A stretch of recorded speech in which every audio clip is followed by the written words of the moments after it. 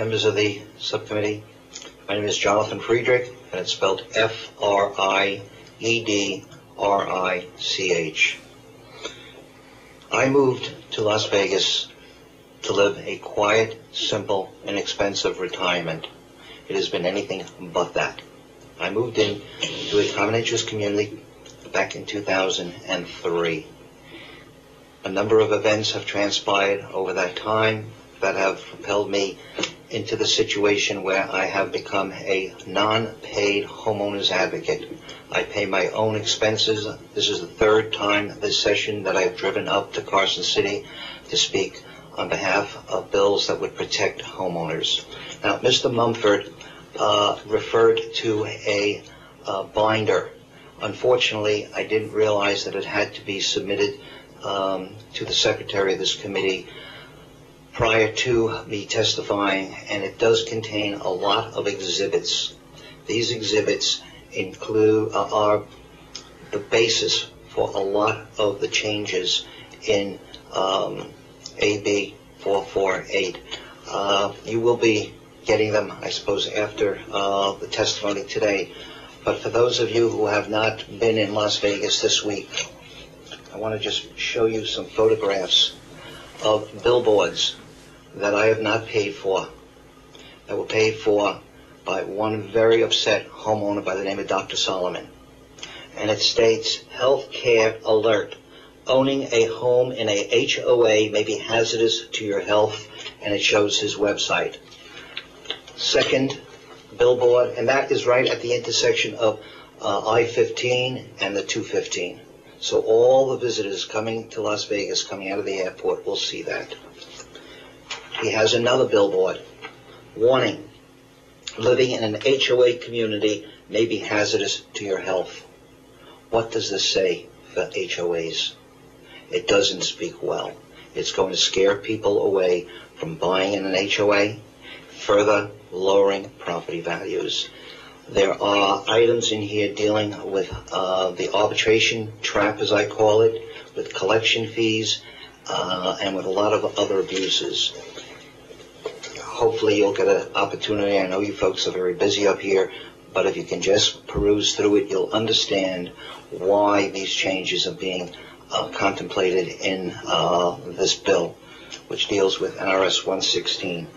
And what I can do is go through section by section, if you like, and try to explain it very briefly. But before I do that, I just wanted to show you, this is a book of complaints that I have received from homeowners.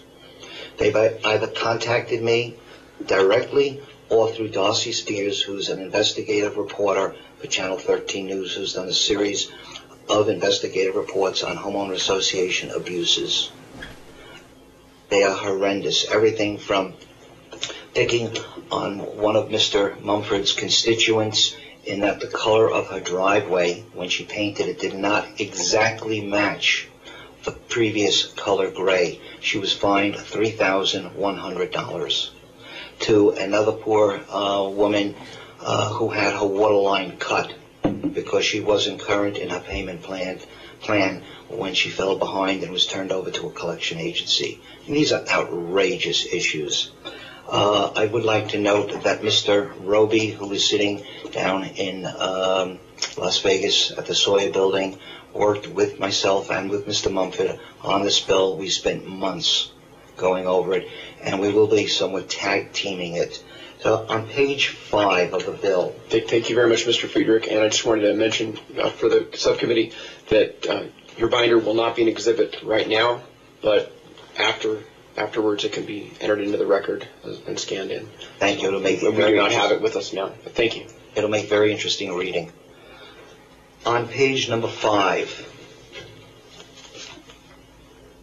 section 1, it deals with allowing the administrator of NRED to jump in to a very hot issue right away. There was a situation in Pahrump, in a small 45-unit association, where the board illegally imposed a $2,900 special assessment on the homeowners.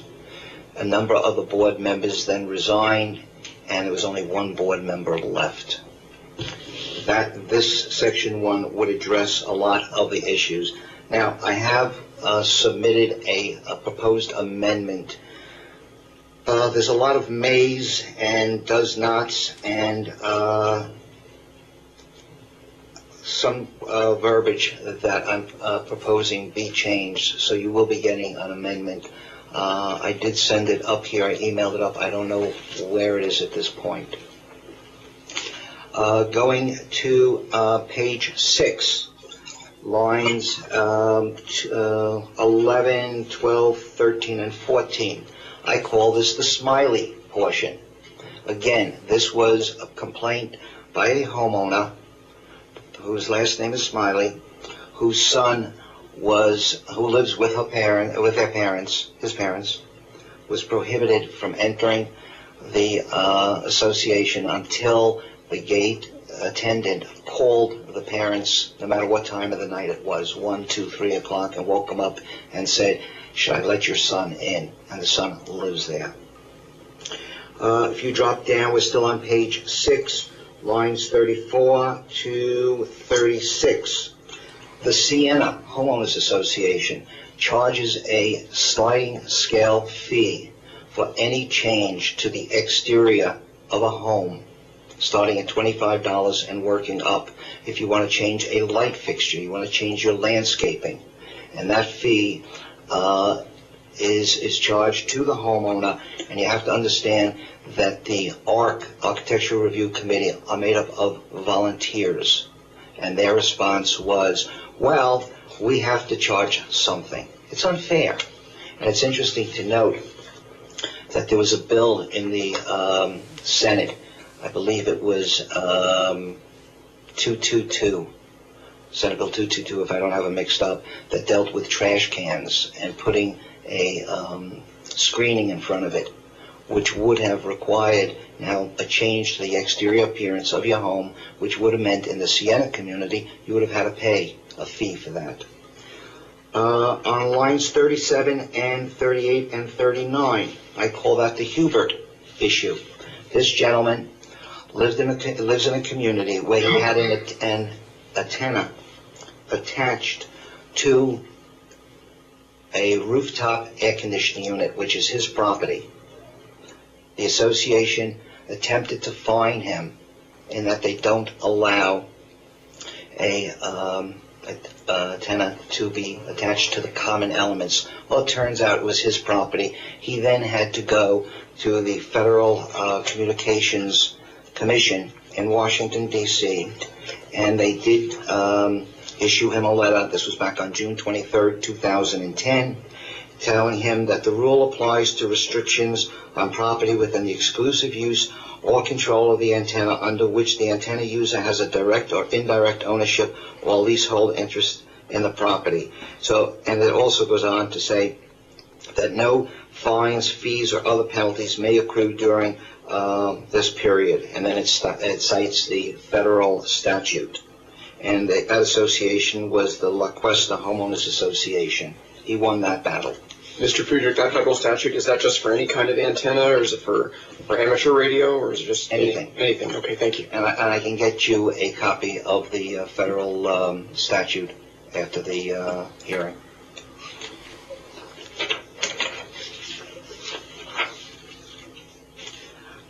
Page 8,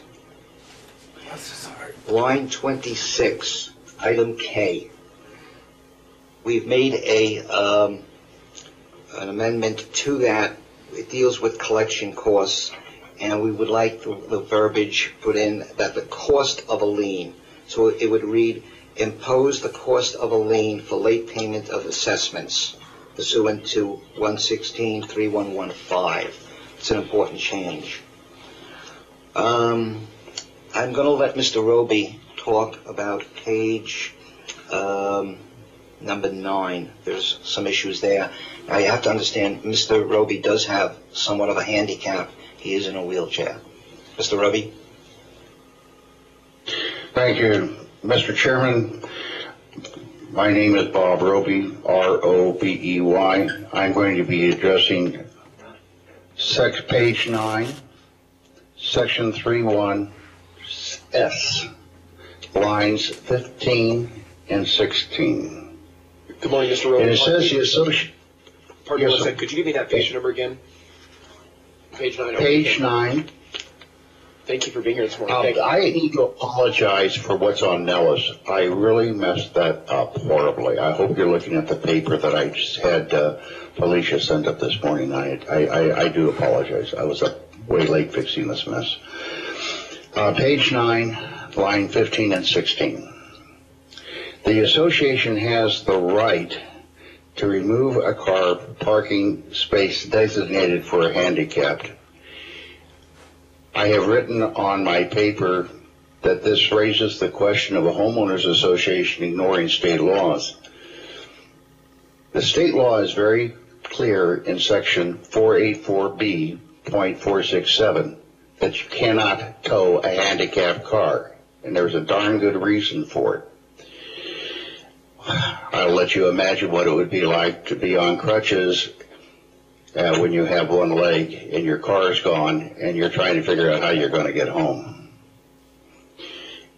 It is imperative that NRS does not allow the towing of a car parked in a handicapped zone, but it is in NRS 116. I pity anybody who is handicapped who has that done to them. That's all I can say. It's insanity. Thank you. Thank you, Mr. Rowe. Continuing on, page 11.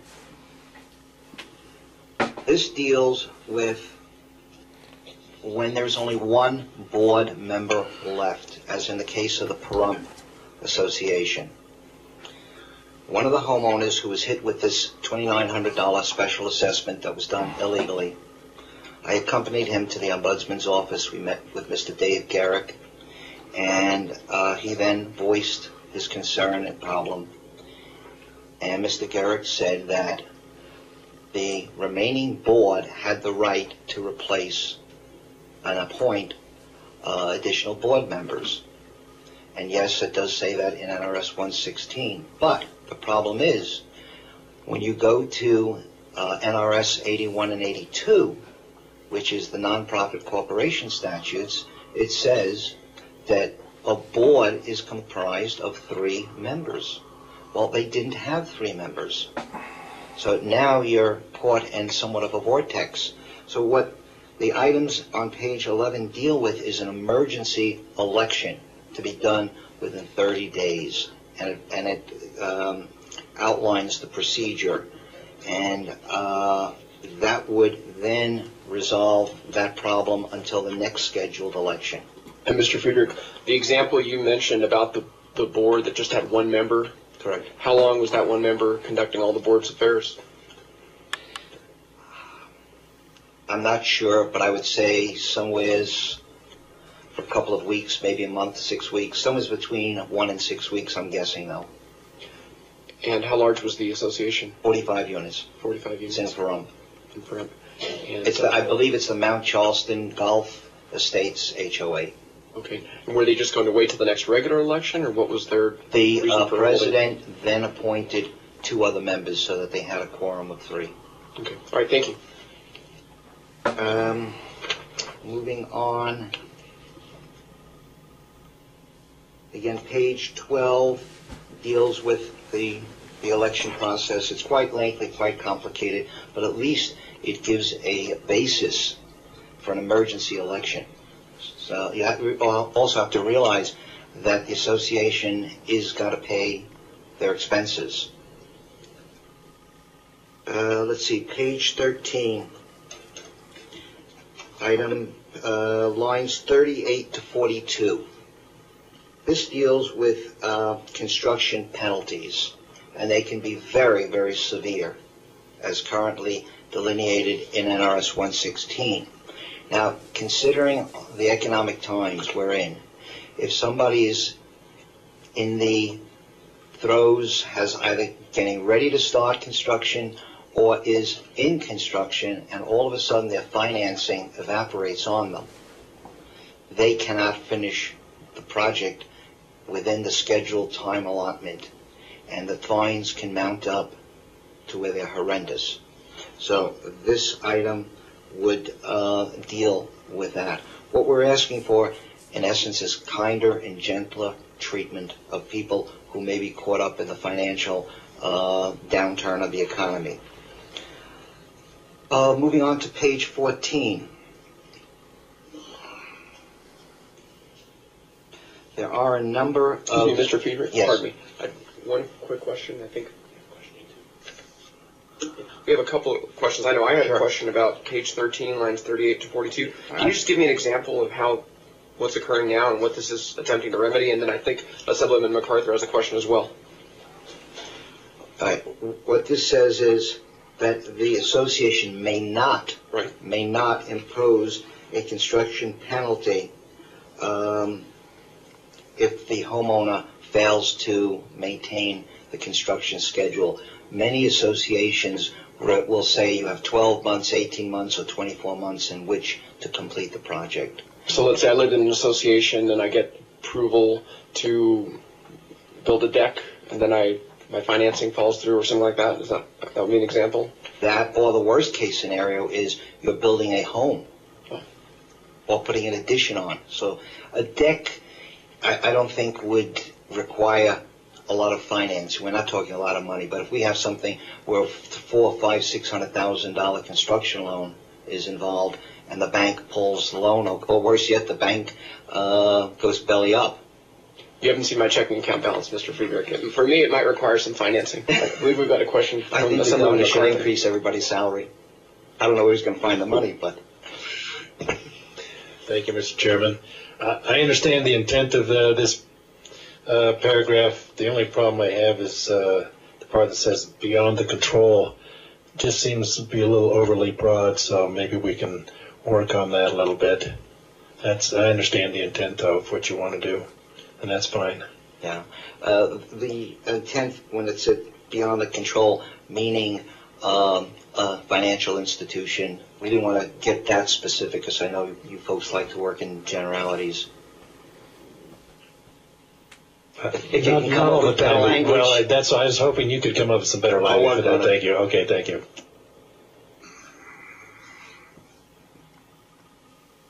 Okay. We could exclude decks, though. Let's see, page 14, lines 10 to 15. There, let's see. This is a case where a homeowner who you heard on the last bill on the open meeting law, Mr. Noah McCullough, was very adversely affected, where he was brought before a kangaroo court, and we'll come back to that later, and found guilty, and then he was barred from using the common facilities, although his supposed, quote, crime, unquote, had nothing to do with the facilities. He continued to pay his monthly assessments, and he was barred from using the common facilities for 6 months. So if the crime, we say, has nothing to do with the use of the common facilities, he's being denied something that he's paying for. Excuse me, Mr. Friedrich? Yeah. I have one question about on section 6, page 14, starting at line 42. I was going down to that one, yes. Oh, okay. Well, go ahead then. Sorry. All right. In this binder that you'll be getting after the hearing, you're going to see copies of horrendous and horrific fines for petty offenses. As I alluded to before, the poor lady in North Las Vegas whose color paint on the driveway did not match the exact shade that was previously painted. She was fined $3,100. There was a case up in Siena where the homeowner was fined $11,200. because they had, quote, debris, which translates into leaves on the gravel. There was a stain on the stucco in the rear of the house, and the light fixtures were changed on either side of the garage door. And that was $11,200. These are outrageous. This would put a cap on fines. It's enough to sting, but yet it's not enough to break the back of somebody. And the lifetime cap would not be more than $2,500. Now, it's interesting to note that in the statute now, 116, it says that they'll give a number, may not exceed, for instance, $100. All of a sudden, that not to exceed number becomes the number. And all associations are now required, under the statute, to provide a fine schedule on a yearly basis to the homeowners. And most of those that I've seen there's nothing under $100. Any questions on that? Yes, Mr. Friedrich. I understand what you're trying to remedy with this section, and I don't know if any other members have a question, but so let's say, I live in your association and I violate some of the rules and I paint my house purple polka dots, and I have my heavy metal band practices in the garage at 3 a.m. every night. They assign me the $2,500 fine, and then week after that, I add some more purple polka dots, and my heavy metal band starts practicing actually an extra 3 hours all night long. Will the association then not be able to do anything else? To address the heavy metal band, they could call, I know in the city of Las Vegas, I believe in the county of Las Vegas, there's code enforcement, which is a municipality. They could be called in. That would take care of the noise abatement. As far as the the purple and polka dots, if the fine was reduced, say, to $50 for the occurrence, then that could build up to the $2,500. But again, who would want to repeat the first offense unless you're really vindictive? I guess the only concern seemed to be that, let's say I got a $2,500 fine for my infraction. What would be the stick, I guess, to try to, if there was nothing else that the association could do to me, what would keep me from repeating it or committing new infractions? Under the statute? If the bill passed, if that section passed, as is. Well, it wouldn't be a $2,500 one-time fee. It would be, say, a $100 fee for painting the polka dots and the purple. And then if you repeated it, it would again be a $100 fee. All right, thank you. With a total lifetime cap on the homeowner who resides in that house and their spouse. I don't think they would be that... $2,500 would be extremely excessive for any violation. As Mr. Mumford just said, $2,500 is a pretty nasty bite. But it's not, again, it's not $11,200. And it's not $3,100. Okay, thank you. Please proceed. Thank you.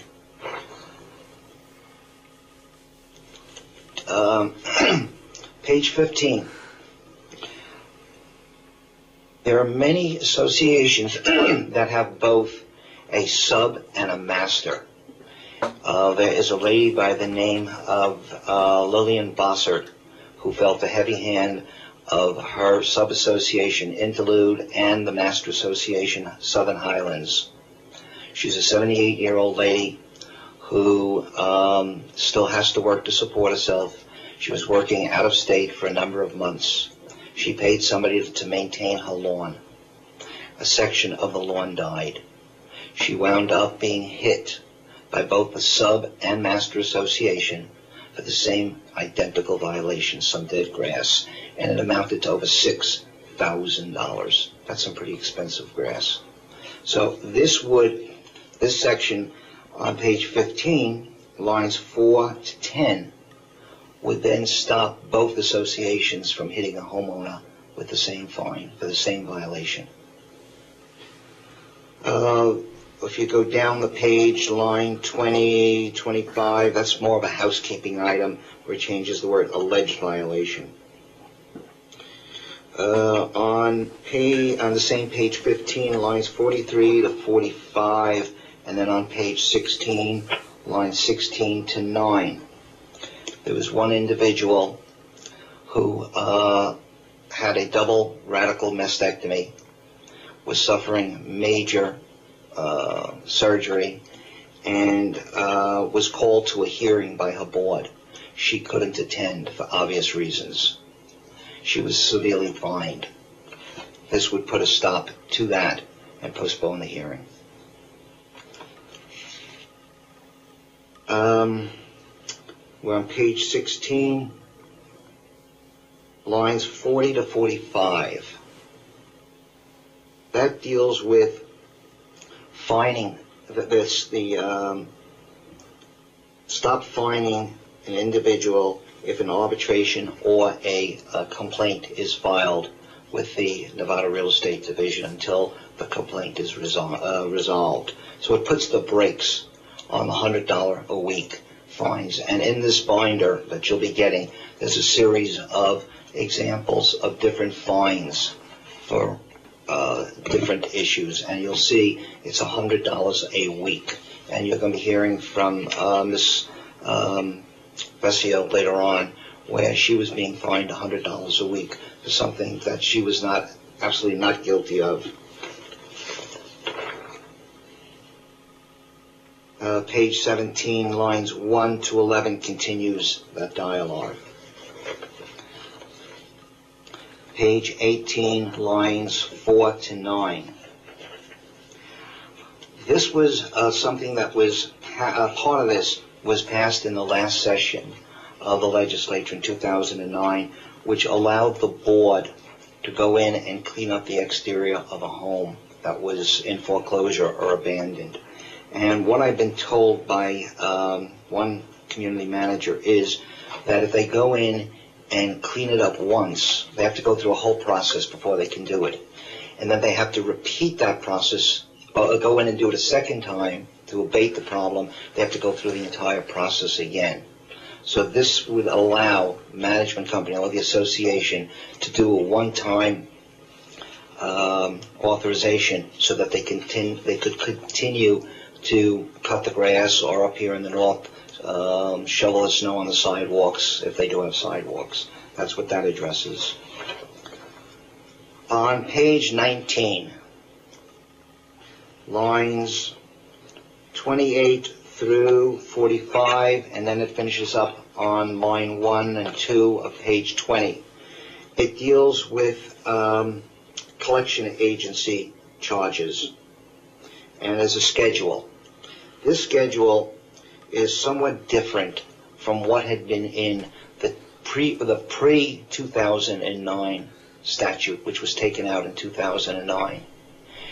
And when they took out the schedule of fees, it allowed the collection agencies to go wild. Now, there's several other bills dealing with fees. Chairman Orangel has one, I believe, and Senator Halstead has one that was heard this morning, SB 195, and I believe Senator Koenig had one also. So there's a lot of differing thoughts on what these fees could be. But again, in these hard financial times, if you have a homeowner who through no fault of their own, whether they become unemployed or underemployed and fall behind in their assessments, they're being killed by a collection company course, and there'll be examples in the binder of $2,000, $3,000, $4,000, $5,000, $6,000 collection company fees. Mr. Friedrich, could you give us an example? Because we don't have the binder, Could you just a brief example, because we do have a lot of people who want to testify. Thank you.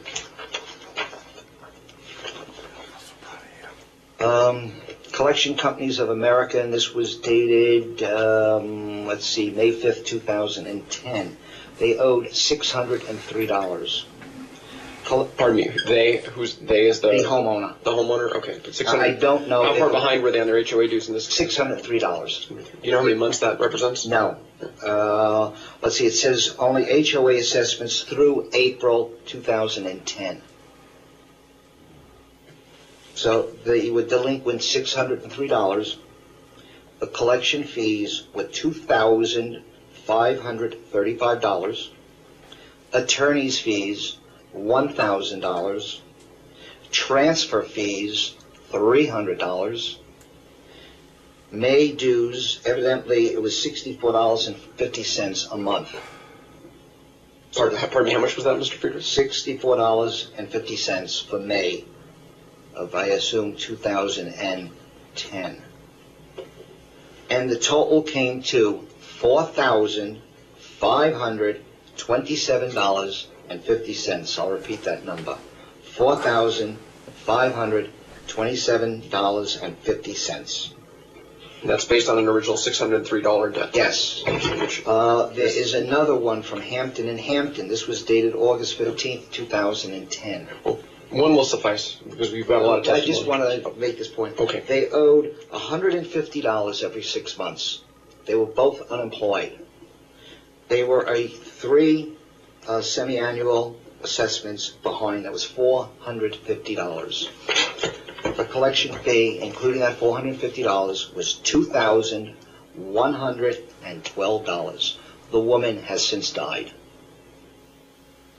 And she died a horrible death knowing that they couldn't pay this amount of money. And she left young children and a husband behind. This has got to stop. And this, Section 8 in this bill would put reasonable fees in place. Moving on to page 20, Section 9.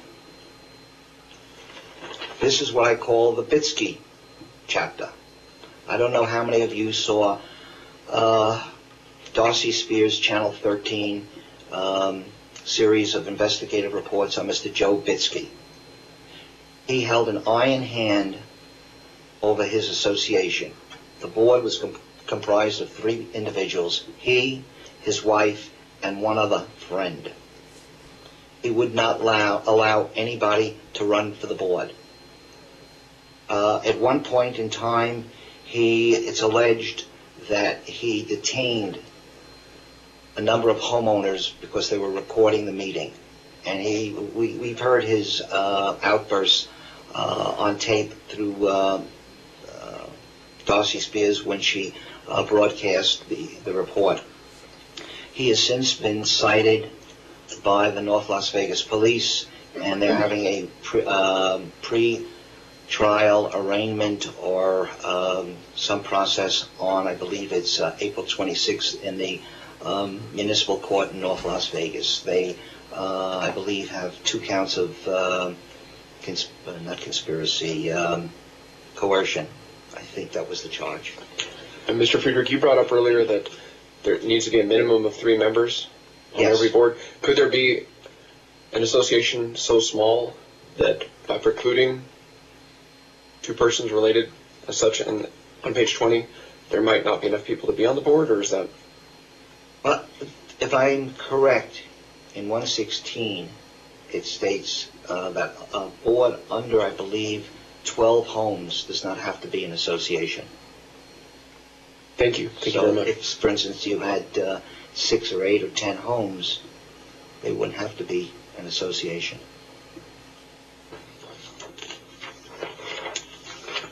Moving right along to page 24. Lines 40 to 45, and then it follows a little bit on page 25, on the top of the page. This is a very, very important issue. Education. NRS 116 is a very, very cumbersome, complicated document. It's written by attorneys for homeowners, for management companies, and it's hard for them to interpret it. Many homeowner association board members don't have a clue as to what's going on. They don't know what their CC&Rs say. They don't know what NRS 116 even is in many cases. What I'm saying is, if you're willing to serve on the board, you need to be educated. This bill lays out a very minimum requirement of 2 hours a year. Now, it's also noteworthy to say that the Ombudsman's Office has an education division. Nicholas Haley runs that. He does a very good job. They offer free seminars. They even travel around the state. I've gone to many of their seminars. They're informative, they're very factual, they give out handouts. What I'm saying is, you want to serve on the board, you need to know what you're doing. And I don't think 2 hours a year at minimum is too much to ask. We are going to be offering an amendment on line 1 at page 25.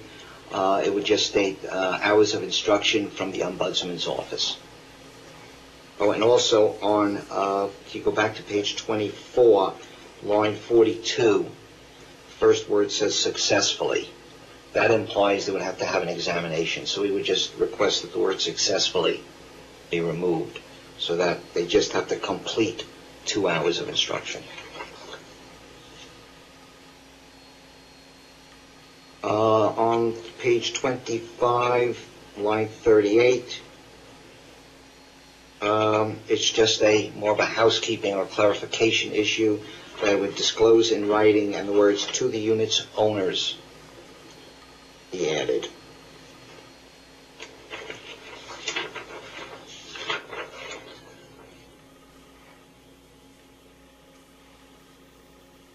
Page 28, lines 20 to 23. It requires that the agenda for a meeting may request items to be placed on the agenda, and that the requested items must be included on the agenda. In many instances, people will request items to be put on the agenda, and the board will ignore it. That would address that issue. Line 31 would allow a guest of the homeowner to be allowed at any meeting. Mr. Friedrich, on page 28, lines 20 to 23, Yes. is there a danger, perhaps, that if anyone who requests something be put on the agenda, that someone might try to just fill up the agenda to slow things down? If there's a dispute there in the association, and put stuff on that doesn't really have merit? With the few number of people that speak up or speak out, I find that highly unlikely. And if there is an issue of relevance, then under the open meeting law, you would want them to air it. And Mr. Friedrich, so right now, if I want something put on the agenda in my association, it's just an optional thing? They decided You can request it, and it's my understanding they can ignore you. This would clarify it. Okay, thank you. May I just, Mr. Roby. Bob Roby in Los. Mr. Roby, please go ahead. Yes, for the record, my name is Bob Roby. This refers to the unit's owners meeting where this is being put in. The unit's owners have an annual meeting, and it belongs to the unit's owners. The unit's owners have a right to put onto the unit's owners' meeting's agenda those items that belong to the unit's owner. And this is not executive board session. Does that help? It does. Thank you for clarifying that, Mr. Roby. Sorry, I proceed. omitted that. Thank you, Mr. Roby. Page 29, lines 17 and 18. Currently, the statute allows audio recording. We're asking that video recording also be allowed, and that would be at the expense of the person requesting it. So it wouldn't put a burden on the association. Pardon me, Mr. Friedrich, we had a question. On page 28, lines 31 and 32, could you discuss that a little bit more? Sure. There are a number of times where if a homeowner feels that they've been wronged, they may want their attorney present. Currently, the statute is silent. They may even want the press there. And I can think of one recently back on the 7th of February up in Sun City, Summerlin. There was a very hotly contested issue about hiring a new executive director, and the press did cover that. The board in that case didn't object, but there are other times where the board would have objected. Does that answer your questions, Mr. Carrillo? Okay. Please proceed then to where you were. Thank you for going back. Page 29, section 12. In the last legislative session, they had requested that at least 2 board meetings a year be held after business or work hours. I believe it was Mr. Schneider's bill. Great concept. The state defines working hours or business hours from 8 to 5. One of the associations then, in order to comply, called for the meeting to start at 5 p.m. And I raised the issue that if somebody is working on the east side of the valley in Las Vegas and the homeowners meeting is on the west side, how are they going to get there at the same time when they left work at 5 p.m.? So the request is that those 2 meetings should not start before 6 p.m. It just affords a homeowner who wants to attend the meeting and can't get away from work in time to be able to participate. And again, we're talking about transparency. These are common interest communities. The residents pay for that right.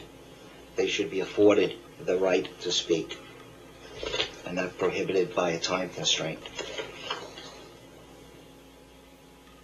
Page 30. On lines 21 and 22. It deals with the agenda, that the agenda must not be later than 5 days before the meeting. So it gives people more time to digest it, and if there's an issue they want to speak on, there may be research that's required or some background information that has to be gathered. So again, it just goes to openness and transparency.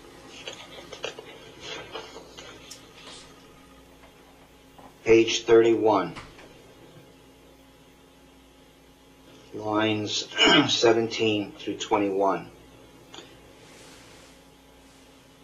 If you attend a meeting, you should be afforded a copy of the documents at no charge. And also, if it's available in electronic format, it should be emailed to you at no charge. I've heard of one association or one management company wanting to charge $25 for a CD. A little stiff for a CD.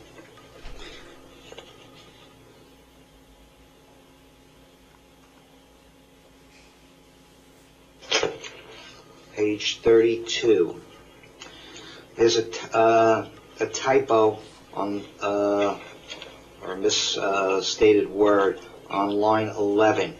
I'll read it the way it says, it's stated, and then how it should state. But any limitation on the page number of such materials, remarks, or information must not be less than 2 double-sided pages. It should be not more than. So it limits the number of pages. Mr. Friedrich, thank you very much for pointing out that error. And we do have a question from Assemblyman Carrillo. Mr. Carrillo?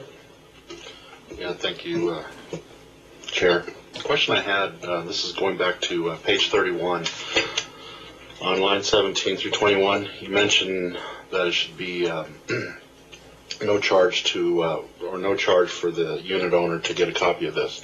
I'm just kind of thinking, if you had 7,000 homeowners that requested electronic format or wanted a CD of it, or maybe they I mean, everybody pretty much has email nowadays if they have multiple accounts, but I'm just looking at what it would cost for an HOA to put that out for 7,000 owners.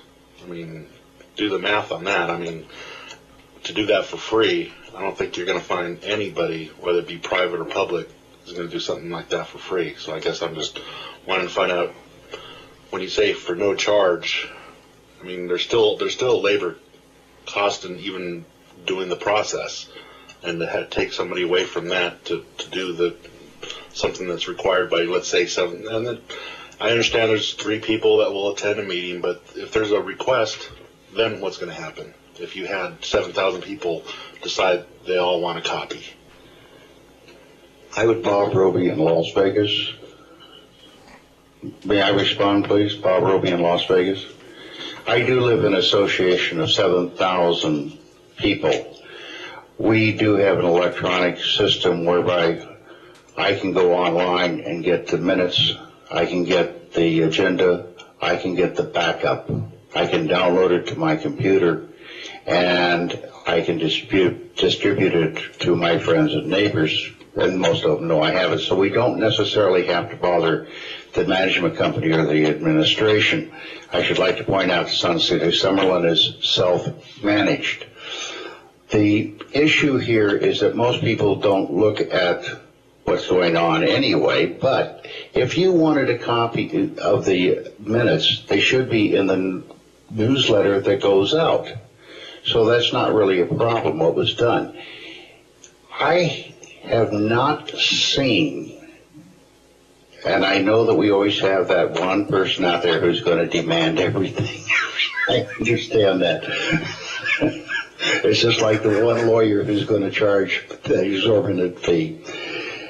The question is excellent, but I have not seen a problem, and I did serve on my board twice. Thank you. Thank you, Mr. Roby. Just to further address that, I was going to say before Mr. Roby jumped in that all the large associations are use the electronic format, and most, if not all, have a website. So that would be very easy to ascertain that information from their website. And again, folks that are living in these common interest communities are entitled to this information. They're paying for it. They should know what's going on. It's that simple. So, Mr. Friedrich, then, with this section, are you contemplating that a common interest community with 7,000 homeowners would provide a disc to all 7,000, or only at request, or what are you? Only requested. Only request. What do you? I mean, do you think there'd be a large number who would request it? No. No.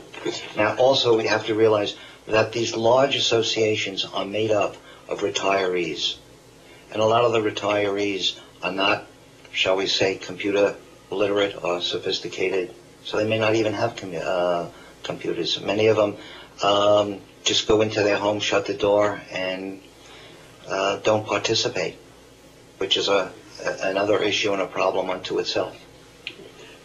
Mr. Cavillo, do you have a follow-up? Yes, Chair. Well, I guess what leads to another thing where you just mentioned, if they don't have a computer where they can't get email, like Mr. Roby had mentioned, he sends it to his friends, but he might even make a copy, but still there's still a cost out of pocket. But if you were to have somebody that made, even if there was 100 people that requested it from the HOA, you're still looking at that burden of cost for paper, killing a tree, but same aspect. It's got to come from somewhere. No. And, for the burden of the HOA to take that upon themselves for the purpose of, let's say, 100 units that decide they want this hard copy where that's mailed to them. Then you have postage, because obviously it's not always feasible to mail it or drop it off at maybe the front gate or something like that. But I guess I'm just throwing that in there because I want it on record that it's not always feasible for the cost for it to be pushed to the HOA. Right, but the statute says present at the meeting. So as they show up, they take the time and effort to come to the meeting, they can have the document in their hands when the board is referring to it. Okay, well, That's on line 19. Okay, but you also I know there's times that you might have 3 homeowners, you might have 300 homeowners. It just depends on what's on the agenda. How hot it is, the issue. Right. So you might have, you're going to make 300 copies, but you're anticipating 300 people, only 200 show up, or even less than that. Now you have all this waste. There could be a minimum charge of, say, 10 cents a copy. Well, I mean, that I think is a workable issue. So, thank you. Thank you, Chair. It's called reasonableness on both sides. Thank you, Chair. And I also thought that it's possible if, let's say, you have the meeting and, you're thinking 20 people show up, maybe 30 do, you could burn the discs there, right, on computers and just have that ready for the people. Let's see, Section 13. This would make it very clear that somebody that has a disability has to be accommodated. I speak from personal experience. I have a hearing loss, and I had to go to HUD to get them to threaten a federal lawsuit against my board to have an amplification system at a board meeting. I can hear I have a very unique hearing problem. I can hear everything, but if it's not amplified enough, it gets gobbled. So I can't comprehend what's being said, even though I'm hearing it. So this addresses that issue. And it cost my association a lot of money in legal fees to unnecessarily fight with the feds. And when the feds turned around and threatened them with a lawsuit, they then realized it was a lot cheaper to supply a microphone and an amplifier than to go to court.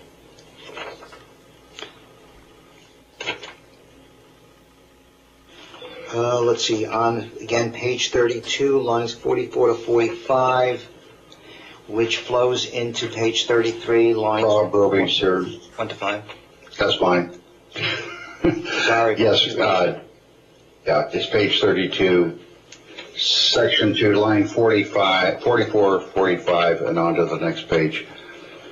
I took this item because in Sun City, Summerlin, as you heard before, we do allow comments during the meeting after the board has listened and discussed to each other. It is amazing we had over 125 people at the meeting on a very contentious item. The president of the board said there would be no time limit and everybody had the right to speak. It lasted just a little over 30 minutes. And the board voted, and it made everybody... I think most people left more satisfied than if it just been rammed down their throats. It's a tremendous thing. It's what the city of Las Vegas does. And I noticed it on television when there was a gentleman, that Mr. Oscar Goodwin, would sit there and say, is there anyone who wishes to comment? And this one gentleman would always get up and comment on everything the city council was going to do. But he allowed it to happen. And maybe that's why he was a good mayor and got reelected. Please think of letting these people speak. Thank you. And if I can just follow up on that, Jonathan Friedrich again. Please do, and I do want to remind you we have to be at the floor at 11, so just as I appreciate you're going through the bill, but just as speedily as you can so we can let other people know. I'll try to speed it up. You could just put a time limit, 3 minutes, 5 minutes, let the person speak on it, and then prior to the board taking a vote. On the lines still on page 33, lines 37 to 38, this could mean a non-attorney to speak in behalf of somebody. For instance, if a unit's owner had a language barrier, their non-attorney, friend, relative could speak on their behalf. Page 34, section 14, line 22, the words durable goods. We're asking that be included when bids are received. Again, page 34, lines 42 to 44, flowing into page 35. in the last session, it was enacted that you could put a complaint on the agenda. Great. Now what happens in many cases is the board really doesn't want to hear the complaint. They read the complaint, and then they just move on. There's no discussion about the complaint. This would put a stop to that, and would also require a decision of the board with respect to the complaint. Page 35, lines 21 to 23. Excuse me, Mr. Friedrich. Mr. Carrillo has a question. Sure. Thank you, Mr. Friedrich. Close enough. I know I have the same problem. The question I had in regards to the agenda items versus if there's a complaint that's brought up and nothing's heard, you know, for obviously this is when you're on an HOA board and you're sitting there listening to the agenda items, and somebody does have an issue that's brought up at the end of the agenda where you have any new items that the room wants to, or any of the homeowners want to speak about, that they're afforded that time at that point, and nothing's going to be heard on at that time. But if a lot of times these homeowners just want to vent, and I can totally respect that. But same aspect, they should follow up, and 9 times out of 10 they never do. They'll never come back and they'll say, well, I had this complaint on a specific date that I brought in front of the board, and they'll never follow up with it. They just wanted to vent that one time. But same aspect, when you get into an issue where you have people wanting to vent and you have to hear on every vent that every person that shows up decides they're going to show up at this particular meeting because they're not very happy with one particular issue that the HOA did, or maybe a common area. It does, whether as a whole for the HOA. My problem that I have with that, and it's just more of just trying to determine time frame. I mean, if you had everybody can have one complaint, and you heard at that time, you know, these meetings, if you started after 6 p.m., like you were stating in another section, these people can stay there till 10, 11, 12, midnight easily.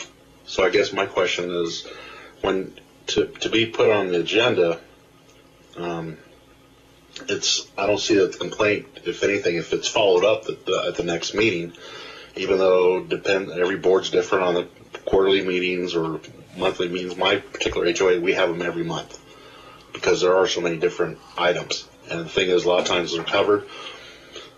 What I mean by that is you have these complaints. That concerns me, is the complaint, hearing the complaints at that meeting. Because if you have an agenda and you veer from that, then you'll be there all night. No, I think you misinterpreted it. First of all, you would have a 5-minute limit or a 3-minute limit on the complaint by the homeowner.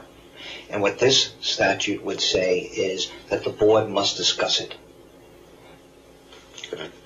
So now... may I jump in here, please? Mr. Chairman? Go ahead, Mr. Roby. Here. But please, I just do want to remind you, we have to be down at the floor at 11. Then we have also a... Yeah, we have a lot of people here who want to speak, and I'm going to hurry this up. Mr. Carrillo, you've made an excellent point. This is not well written, and I am one of those who take the blame. Yes, it would have to be a formal complaint that will be filed with the division, filled out on the division's intervention affidavits, complaint forms. That is what would be delivered to the board, not just me getting up here and saying to you, no, I'm unhappy with my gardener or something like that. No, it would have to be based upon a formal complaint going to the Nevada Real Estate Division. And then what happens is we ask the board to respond at that point. And if they don't have to, then the complaint goes right straight into NINRED, and it speeds up the process a little bit. And there's a lot more on NRED interventions later on. There's many people who have filed NRED interventions that have been sitting around for 3 years waiting for a decision. We will work with you on that, though. Thank you very much for your question. It was excellent. Page 35.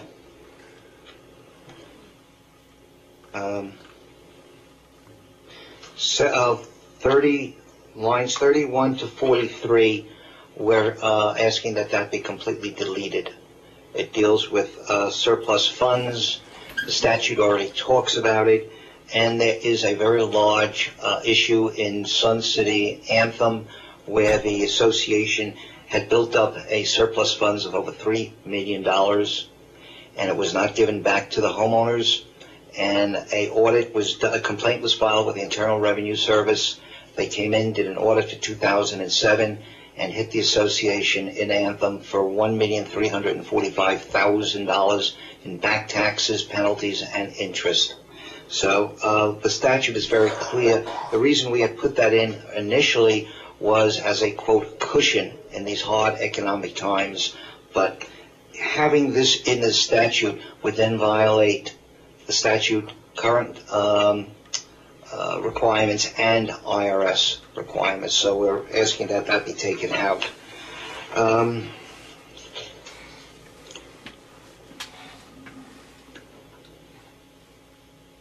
Page 36,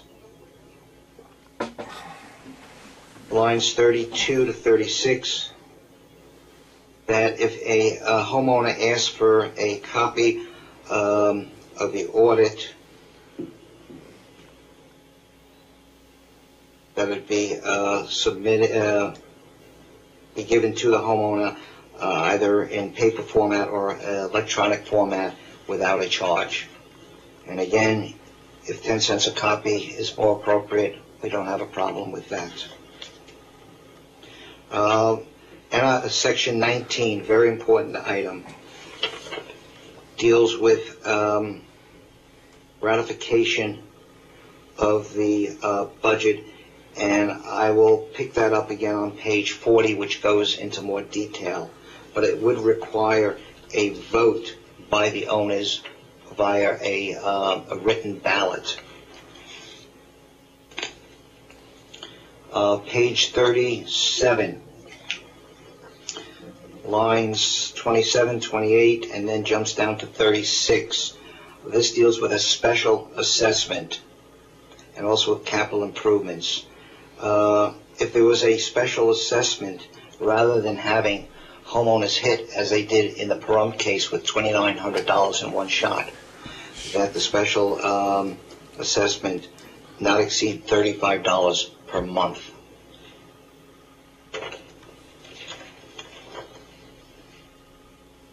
Page 38. Oh, by the way, that $35 a month would translate to $420 per year. Mr. Chairman, this is Bob Roby in Las Vegas. I have a question on procedures. I don't know what's going on. May I ask this question? We have to leave here at 11 o'clock, and there's a lot of people sitting here in Las Vegas who want to testify. It doesn't look to me like we're going to make it by that time. Is there anything we can do?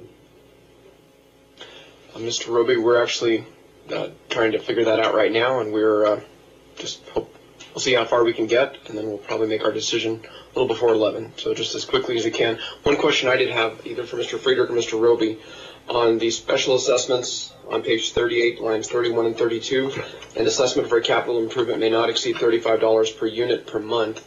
What would happen if there was a need for some major project? Well, normally, Jonathan Friedrich again, normally the association creates their annual budget several months before it kicks into effect. So they should be pretty cognizant of what they're looking at, unless, for instance, a sewer line breaks. If there was, for instance, major damage caused by somebody, that probably would be covered under casualty insurance. So in most cases, the board should have a handle. If, for instance, a wall is deteriorating, they would know beforehand. Okay. All right. Well, thank you, Mr. Friedrich. I do want to remind you have to be at the floor at 11, so if you could speed it up, I appreciate it. Let me fast forward towards the end.